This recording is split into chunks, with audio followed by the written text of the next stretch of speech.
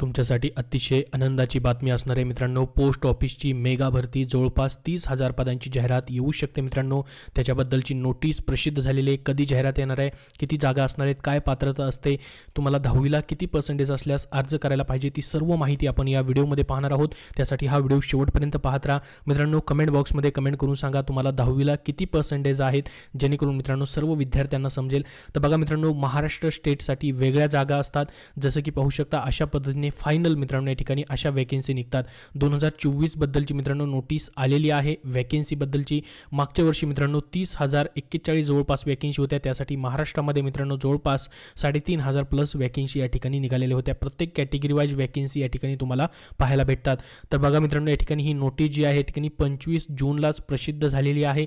New दिल्लीवरनं पाहू शकता all chief post master यांना पाठवलेली आहे आणि जिथून भरती केली जाते जनरल मॅनेजर सेप्ट बेंगळुरू हैदराबाद या ठिकाणी मित्रांनो पाठवण्यात आलेले आहे. GDS ऑनलाईन एंगेजमेंट शेड्यूल 2024 बद्दल मित्रांनो एक्सरसाइज करण्यासाठी म्हणजे याचं टाइम शेड्यूल त्यांनी दिलेलं आहे मित्रांनो. टेंटेटिव्ह टाइम शेड्यूल असते हे. याच्यामध्ये म्हटलं आहे it has been tentatively decided to notify the vacancies under the GDS online engagement schedule July 2024 in second week of जुलै.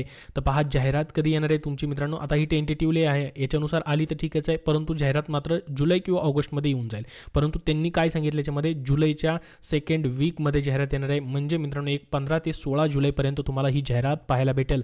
सर्वात अगोदर ही तुम्हाला गुड न्यूज देतोय, त्यासाठी या व्हिडिओला नक्की लाईक करा व शेअर करा. तर बघा याच्यामध्ये त्यांनी टाइम टेबल दिलेलं आहे पूर्णपणे. Data entry, freezing of the vacancies by the division, त्यांची जी कुठल्या डिव्हिजन पोस्ट ऑफिसनुसार वॅकेन्सी त्याची शेड्यूल करायचे त्यांना 7 ते 6 पर्यंत, म्हणजे 1 जुलैपासून 6 जुलैपर्यंत. त्यानंतर चेकिंग डेटा एंट्री 8 जुलैपर्यंत कंप्लीट करायचं आहे.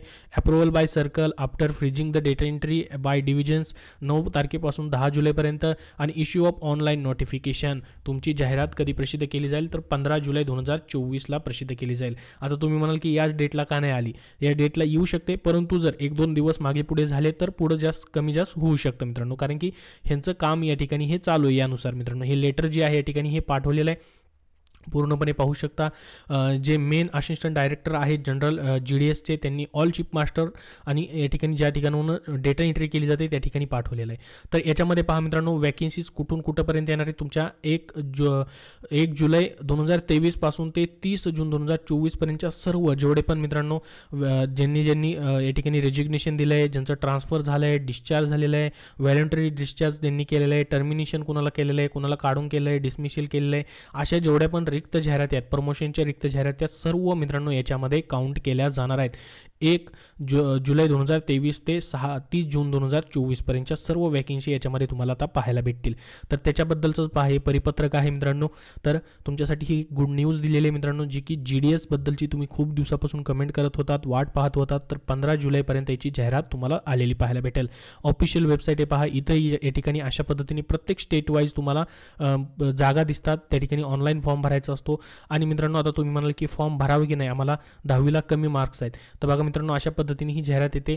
तर लक्षात घ्या तुम्हाला या ठिकाणी फीज कमी आहे. OBC ओपन कॅन्डिडेटसाठी फक्त 100 रुपये फीज आहे.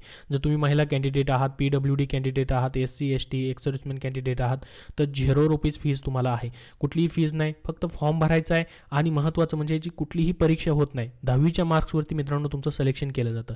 त्याच्यामुळे तुम्हाला ना परीक्षेला जायची झंझट आहे, ना या ठिकाणी अभ्यास करायचा आहे, फक्त फॉर्म भरायचा आहे आणि तुम्हाला त्याची वेटिंग लिस्टची वाट पाहायची. आणि याच्यामध्येही मित्रांनो जर तुम्ही एखाद्या ठिकाणी फॉर्म भरला आणि ज्या ठिकाणी तुम्ही फॉर्म भरताय त्या ठिकाणी तुमच्यापेक्षा कमी मार्क्सवाल्या विद्यार्थ्यांनी फॉर्म भरला आणि तुम्हाला त्या ठिकाणी जास्त मार्क्स असतील त्या पोस्ट ऑफिसमध्ये, तर तुमचा तिथं नंबर लागू शकतो. त्यामुळे आपल्याला हे समजत नाही की कोण कुठे फॉर्म भरणार आहे. त्याच्यामुळे तुम्ही फॉर्म फक्त या ठिकाणी भरून द्यायचा आहे. 10वीला कितीही मार्क्स असले तरी तुम्हाला फॉर्म भरायचा आहे. तर लक्षात घ्या जेवढे पण मार्क्स असतील तुम्ही फॉर्म भरून द्यायचा आहे. याची एक्झाम होत नाही, त्याच्यामुळे तुम्हाला एक्झामचा अभ्यास करायची गरज नाही. आणि हा जॉब देखील मित्रांनो असा आहे पहा, याच्यामध्ये तुमचं BPM म्हणजेच ब्रँच पोस्ट मास्टर म्हणून देखील सिलेक्शन होऊ शकतं. आता तुम्हाला पोस्ट सिलेक्ट करायची कुठली पाहिजे ते. आणि ABPM म्हणजे ॲडिशनल ब्रँच पोस्ट मास्टर आणि डाक सेवक अशा 3 पोस्ट आहेत.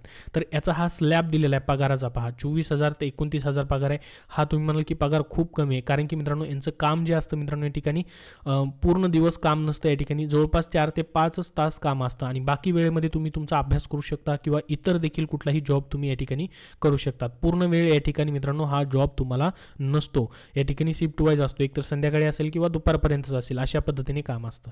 आता याची क्रायटेरिया तुम्हाला मी जसं सांगितलं, एज लिमिट जर बघितलं तर 18 ते 40 वर्ष आहे, परंतु याच्यामध्ये तुम्हाला जर SC ST कॅन्डिडेट तुम्ही आहात तर 5 वर्ष अजून सूट आहे, OBCला 3 वर्षापर्यंत अजून सूट आहे, PWD कॅन्डिडेटला 10 ते 15 वर्षापर्यंत या ठिकाणी सूट दिलेली आहे. आणि मित्रांनो, एज्युकेशन क्वालिफिकेशन फक्त 10वी पास तुमचं या ठिकाणी मागितलं आहे, परंतु 10वीमध्ये मात्र तुमचं मॅथमॅटिक्स इंग्लिश या ठिकाणी असणं गरजेचं आहे आणि तुमचा लोकल लँग्वेजचा सब्जेक्ट म्हणजेच मराठी देखील 10वीमध्ये असणं गरजेचं आहे. तुम्ही महाराष्ट्रामधून अप्लाय करताय तर मराठी त्यामध्ये असणं गरजेचं आहे.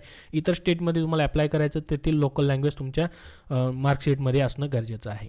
आता बघा, अदर क्वालिफिकेशन काय लागतं यासाठी, knowledge of computer, knowledge of cycling आणि या ठिकाणी ही लाईव्हलीहूड म्हणजे तेथील एरियाचं तुम्हाला नॉलेज पाहिजे. आता हे याचं सर्टिफिकेट वगैरे लागते का तर नाही, फक्त नॉलेज तुम्हाला त्यांनी मागितलं आहे. सायकल देखील तुम्हाला सायकल चालवता येणं गरजेचं आहे, परंतु मित्रांनो त्या ठिकाणी चालून वगैरे दाखवावं लागत नाही, फक्त चालवता येणं गरजेचं आहे. आणि कॉम्प्युटरचं नॉलेज तुम्हाला पाहिजे, एक साधारण बेसिक नॉलेज तुमच्याकडे असेल तरी चालेल, फक्त या ठिकाणी सर्टिफिकेटचा त्यांनी उल्लेख केलेला नाही. तुम्हाला फक्त या ठिकाणी कॉम्प्युटर नॉलेज, सायकलिंग नॉलेज असणं गरजेचं आहे. तर पहा, अशा पद्धतीने ही प्रोसेस आहे, पूर्ण क्वालिफिकेशन आहे तुमचं या ठिकाणी लिहिलेलं आहे. सिलेक्शन प्रोसेस 10वीच्या मार्क्सवरती या ठिकाणी ॲटो जनरेटेड मेरिट लिस्ट या ठिकाणी लावली जाते 10वीच्या मार्क्सवरती आणि त्यानुसार तुमचं सिलेक्शन केलं जातं. तर ही संपूर्ण माहिती तुम्हाला दिलेली आहे मित्रांनो. 15 जुलैपर्यंत ही जाहिरात जी आहे या ठिकाणी प्रसिद्ध होणार आहे. 30,000 प्लस जागा असू शकतात, मागच्या वेळेस देखील तेवढ्याच जागा होत्या, याच्यामध्ये वाढण्याची शक्यता आहे मित्रांनो. जागा 30,000च्या आसपास जागा या ठिकाणी असू शकतात. एक अंदाजित जागा तुम्हाला मी सांगितल्यात, मागच्या जागा आहेत त्याच्यावरनं. जशी मित्रांनो आता जाहिरात प्रसिद्ध होईल तशी तुम्हाला व्हिडिओ बनवून माहिती दिली जाईल. तुम्हाला आपला टेलिग्राम चॅनल जॉईन करायचा आहे, त्याची लिंक डिस्क्रिप्शन बॉक्समध्ये, आणि ह्या चॅनलला देखील आपल्या सबस्क्राईब करून ठेवा सर्वात अगोदर अपडेट पाहण्यासाठी. याबद्दल अजून तुमचे काय प्रश्न असतील तर कमेंट बॉक्समध्ये नक्की विचारा. धन्यवाद.